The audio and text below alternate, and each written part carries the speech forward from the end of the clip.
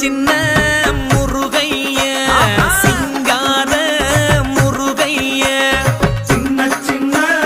முருகைய சிங்கார முருகைய கொஞ்சி கொஞ்சி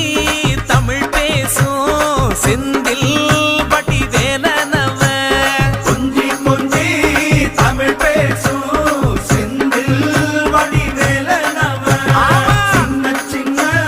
முருகைய சிங்கார முருகைய கொஞ்சி கொஞ்சி தமிழ் பேசும் செந்தில்